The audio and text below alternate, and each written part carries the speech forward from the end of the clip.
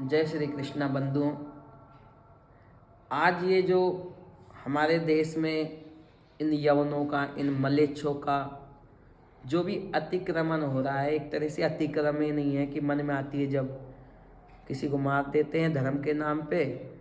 और काफ़ी कल भी लाल किले पे इतना बड़ा विस्फोट हुआ है। तो ये तो मलेच्छ है, इनकी बुद्धि हमेशा ऐसी रहती है।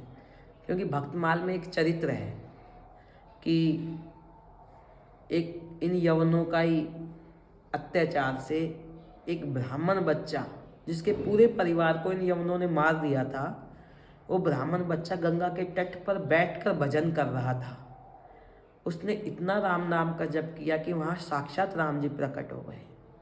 तो राम जी ने उस बच्चे से कहा कि आप कुछ वरदान मांग लीजिए। तो बच्चे ने कहा कि प्रभु, आप मुझे ये वरदान दीजिए कि इन मलेच्छों से आप मेरी रक्षा करेंगे, इन यवनों से, इन आतंकवादियों से आप मेरी रक्षा करेंगे।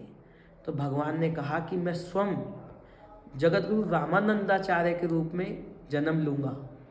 तो वो ही राम जी जगतगुरु रामानंदाचार्य के रूप में जन्म लिए। और जब उन्होंने जन्म लिया बंधुओं, तो उनके पास एक शंख था, वो शंख बजाते थे।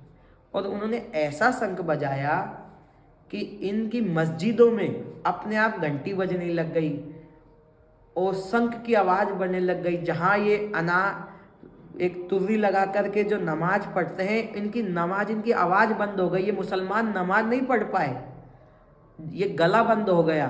फिर ये सब मुसलमान परेशान हो गए कि अब नमाज नहीं पढ़ पा रहे हैं, हमारे मस्जिदों में घंटियों की, शंख की आवाज़ आ रही है। तो ये कबीरदास जी के पास गए।